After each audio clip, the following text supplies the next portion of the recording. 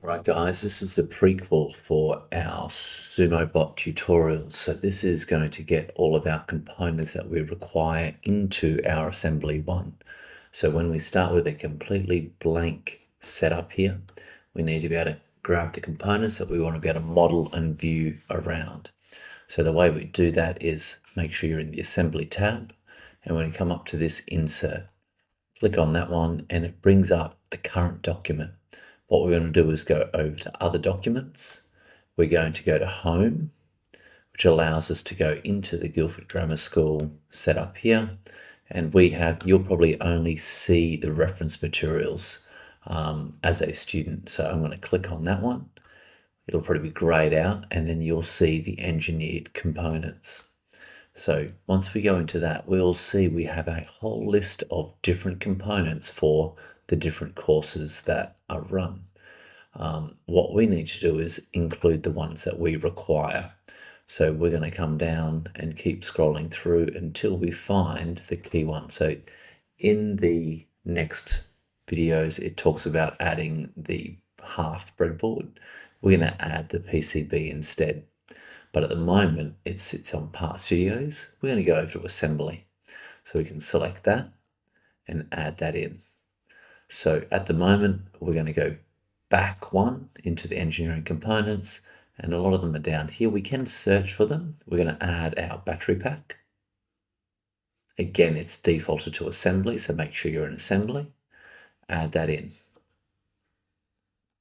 Go back and scroll down. So anytime you do need to add other pieces, we can do this through this process. We're going to get the HCO4, which is our ultrasonic sensor.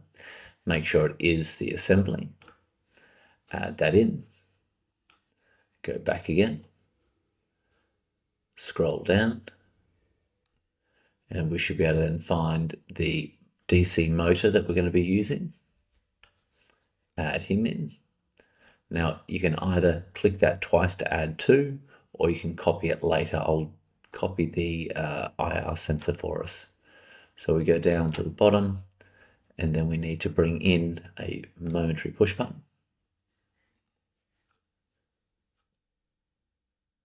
Go back again. And you can see there's the half breadboard that we could use, but we're going to be using the PCB instead. And then we want the roller wheel. You can use or not use this in your actual one. When you use the roller wheel. And go back, and then the last thing, if we're going to search for it, we can go IR, and that should give us our IR sensor.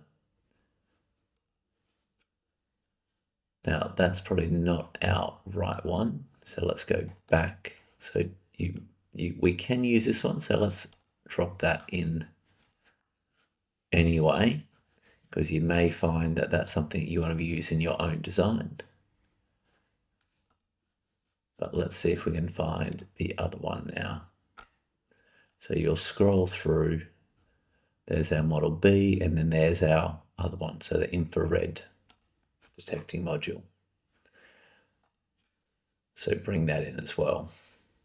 So now I hit tick, and each of those are in there. If I need to duplicate, so if I need two of those, I can go Command C, Command V, or right click and then go copy and paste. So there's copy and then paste it again.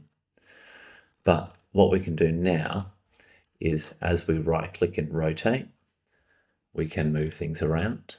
If I want to pan, I can hold Control and move things around, or I can just click and drag the components. If I want to rotate them, I can click on it and it brings up that little handle, which then allows me to rotate things around where I want them to be. If you go to a front view, you can then sort of line things up where you need them to be this way, and then you can rotate through to be able to go back to the top and then keep aligning them where they want to be as you go.